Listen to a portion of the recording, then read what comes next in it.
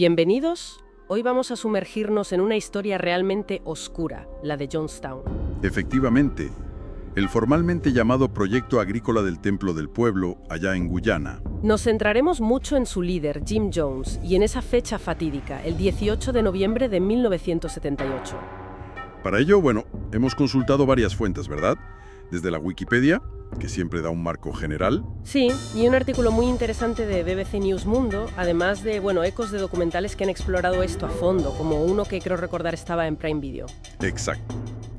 La idea es intentar desgranar un poco cómo nació el Templo del Pueblo, cómo era la vida real en Jonestown, más allá de lo que contaban. Y sobre todo, reconstruir esa secuencia de eventos que llevó a la muerte a más de 900 personas. Es escalofriante. Sí.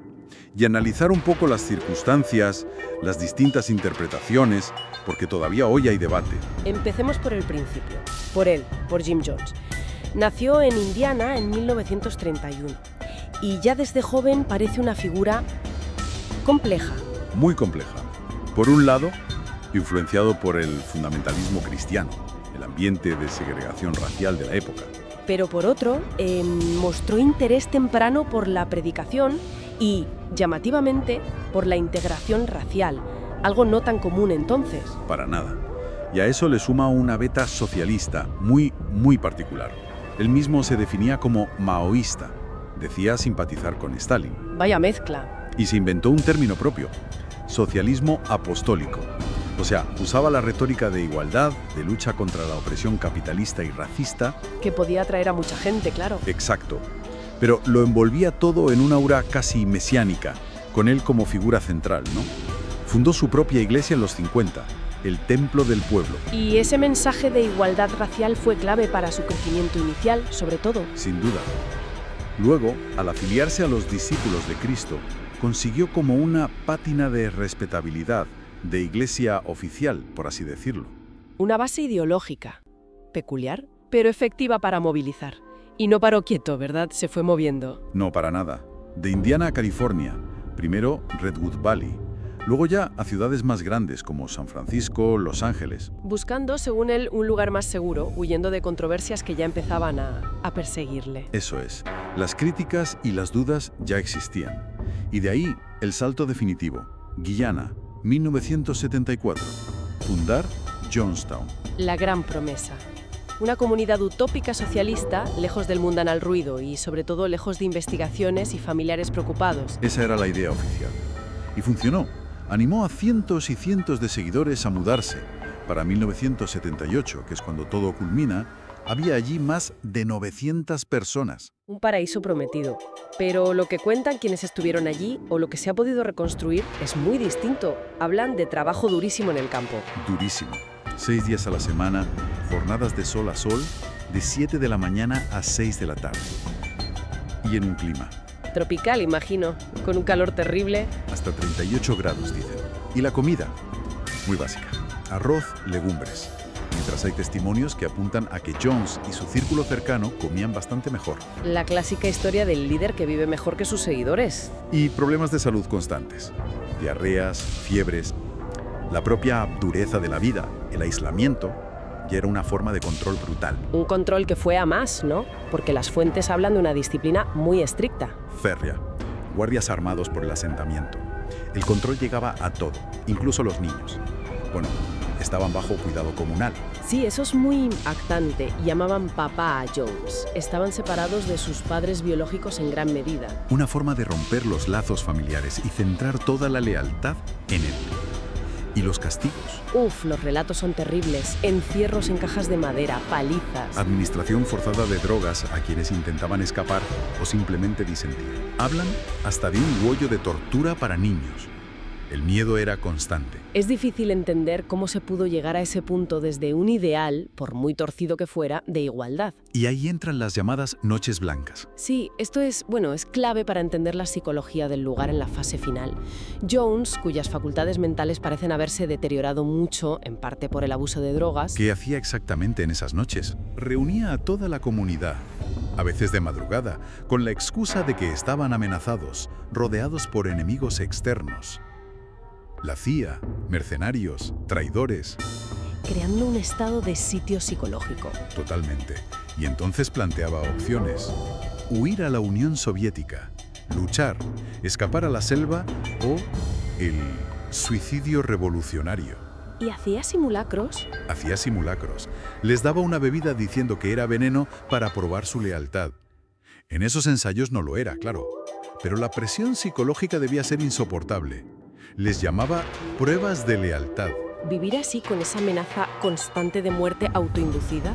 Es que no me entra en la cabeza cómo la gente aguantaba. El aislamiento era casi total. Sin noticias del exterior, bombardeados día y noche con la propaganda de Jones. El miedo a la represalia si dudabas. La lealtad se medía por la disposición a morir cuando él ordenara. Era una secta en su máxima expresión. Y en medio de toda esa tensión, de esa paranoia, llega el congresista Leo Ryan, en noviembre de 1978. Sí, Ryan decidió ir personalmente a investigar. Había muchas denuncias acumuladas. Abusos, gente retenida contra su voluntad, fraude.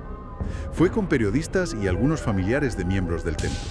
Me imagino la tensión al llegar allí. Al principio, Jones intentó dar una imagen idílica, ¿no? Fiestas, canciones, gente sonriente, la fachada. Pero la tensión era palpable. Y todo estalló, ¿no? Todo estalló cuando un pequeño grupo de miembros se acercó a Ryan y le pidió ayuda para irse con él. Para Jones, eso fue la traición definitiva. La prueba de que sus miedos eran reales. Incluso intentaron agredir a Ryan allí mismo. Sí, hubo un intento de apuñalamiento dentro del campamento. Ryan y su grupo decidieron salir de allí cuanto antes con los que querían desertar. Y se dirigieron a la pista de aterrizaje más cercana, en Puerto Kaituma. Pero no acabó ahí. No, ni mucho menos. Fue una emboscada perfectamente planeada por Jones y sus leales. Cuando Ryan, los periodistas, los desertores, estaban subiendo las avionetas, ¿Qué pasó exactamente? uno de los supuestos desertores, Larry Layton, que en realidad seguía siendo fiel a Jones, sacó un arma y empezó a disparar dentro de una de las avionetas. ¿Dentro del avión? Sí, y casi simultáneamente, desde los alrededores de la pista, guardias de Jonestown abrieron fuego contra la gente que estaba embarcando y contra la otra avioneta. Una masacre. Una masacre. Mataron a Ryan, a 3 periodistas, Gray Robinson, Bob Brown, Don Harris, y a una de las desertoras, Patricia Parks. Hirieron a otras 9 personas. Fue brutal. Ese fue el punto de no retorno absoluto. Después de eso, John sabía que no había salida. Exacto. Horas después, de vuelta en Jonestown, reunió a toda la comunidad. Ya no era un simulacro. Y ordenó el final. Hay grabaciones de ese momento, ¿verdad? Sí, hay una grabación de audio espeluznante. Se le oye decir cosas como: acabemos con esto ya, acabemos con esta agonía. ¡Qué horror!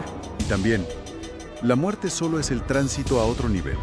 Insistía en presentarlo no como un suicidio, sino como un acto revolucionario contra un mundo hostil. ¿Y cómo lo hicieron? ¿Cómo administraron el veneno a tanta gente? Prepararon una bebida, creo que era Flavor Aid, mezclada con cianuro y tranquilizantes. Y según los testimonios de los pocos supervivientes y la evidencia forense, empezaron por los más vulnerables. Los niños. Los niños y los bebés. Hay relatos terribles de cómo se lo administraron, a la fuerza, con jeringuillas en la boca, algunos inyectados, incluso bebés arrancados de los brazos de sus madres. No hay palabras. Luego los adultos. Hubo voces de oposición, como la de una mujer, Christine Miller, cuya voz también se oye en la grabación, suplicando buscar otra alternativa, diciendo que aún podían vivir. ¿Pero la acallaron? La callaron. La presión del grupo, el miedo, la presencia de guardias armados. La mayoría bebió el veneno o se lo dieron a la fuerza. ¿El resultado? Las cifras bailan un poco, pero son enormes. Sí. Wikipedia habla de 913 muertos, la BBC de 918. Lo más terrible es que entre ellos había unos 300 niños y menores de edad. 300 niños. ¿Y Jones? ¿Qué pasó con él? A Jones lo encontraron muerto, pero por una herida de bala en la cabeza. No está del todo claro si fue un suicidio o si alguien le ayudó, un suicidio asistido. Lo que nos lleva al debate final. ¿Fue un suicidio colectivo o un asesinato en masa? Llamarlo suicidio, sobre todo pensando en los niños, cuesta mucho. Cuesta muchísimo y es muy cuestionable. Supervivientes como Laura Johnston Cole, citada por la BBC, rechazan frontalmente el término suicidio. Argumentan, con mucha razón, que fue un asesinato en masa orquestado por Jones. Claro, los niños no pudieron consentir de ninguna manera. Obviamente. Y muchos adultos actuaron bajo una coerción extrema, tras años de lavado de cerebro, miedo, aislamiento y abuso. Cole lo dice claro. Fue el poder absoluto lo que corrompió absolutamente a Jones. Es una historia terrible que nos muestra esa deriva de un ideal inicial, quizá utópico, de igualdad y comunidad. Hasta el control paranoico más absoluto, la deshumanización y la muerte inducida por un líder todopoderoso. La línea entre devoción y coerción se borró por completo. Nos deja pensando, ¿no?, en cómo una sola persona puede llegar a tener ese poder sobre tantas vidas. Exacto. ¿Qué mecanismos psicológicos, sociales, permiten que alguien ejerza un control tan demencial hasta llevar a cientos de personas a la muerte? Quizá esa sea la pregunta clave que nos deja Jonestown. Más allá del horror específico, nos habla de la naturaleza del carisma, del peligro del poder sin límites y de nuestra propia vulnerabilidad, a veces ante liderazgos sectarios que prometen paraísos y entregan infiernos. Una reflexión inquietante y necesaria, sin duda.